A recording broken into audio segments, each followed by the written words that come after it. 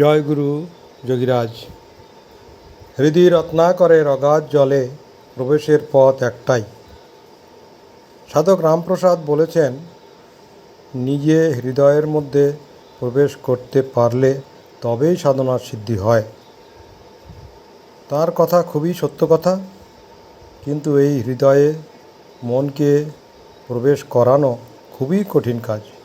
কারণ মন হলো পৃথিবীর চঞ্চলতম বস্তু। তাকে হৃদয়ের মধ্যে ধারণ করা খুবই কঠিন কাজ।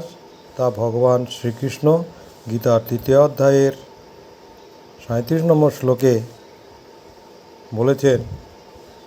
যখন অর্জুন বললেন, সখা, আমি মনকে ভিতরে নিয়ে যেতে পারছি না, কে যেন মনকে টেনে বাইরে নিয়ে যাচ্ছে। ভগবান বললেন, মনকে বাসনা, কামনা, ক্রোধ প্রভৃতি ইন্দ্রিয়গণ বাইরে টেনে নিয়ে যায়। কিন্তু এই মনকে হৃদয়ে প্রবেশ করানো কাজ কঠিন ঠিকই, তা বলে একেবারে প্রবেশ করানো যাবে না তা নয়।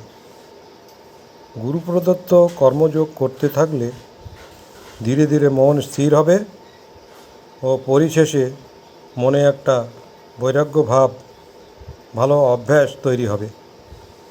মন তখন ধীরে ধীরে বশ হয়ে গুরুর দেওয়া কাজ ঠিকভাবে সম্পন্ন করে মন হৃদয়ে প্রবেশ করে ও সাধনায় সিদ্ধি ও অনাবিল সুখের আনন্দ পাবে। তাই যোগীরাজ শ্রী শ্যামাচরণ লাহিড়ী মহাশয় বলেছেন, ক্রিয়া করলে মঙ্গল আর না করলে অমঙ্গল। এই হৃদয়ে মনকে প্রবেশ করানো কাজটা কর্মযোগ বা ক্রিয়াযোগ ভিন্ন অন্য উপায়ে সম্ভব নয়, তা ভগবান নিজেই অর্জুনকে বলে গেলেন। তিনি গীতার 6 অধ্যায়ে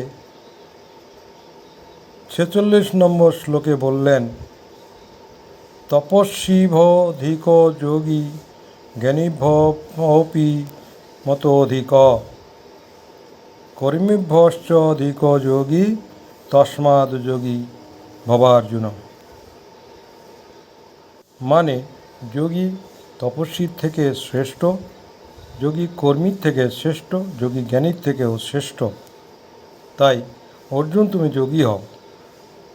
আমরা ভগবানের কথা ঠিক বিশ্বাস না করে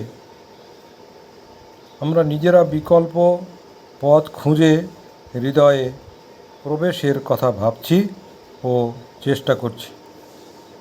কেউ নাম ধরে ডাকছি, কেউ তিলকমালা ধারণ করছি, মাইক নিয়ে সংস্কৃত ভাষায় বা উর্দু ভাষায় চিৎকার করে সেই স্থিরকে জানবার বা হৃদয়ে প্রবেশের কাজ করছি, যেটা কোনো কালে হওয়ার নয়।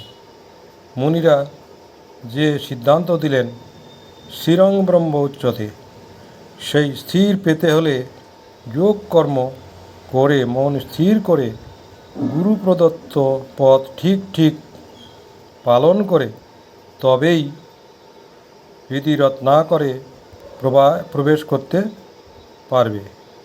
জয় গুরু, জয় যোগীরাজ।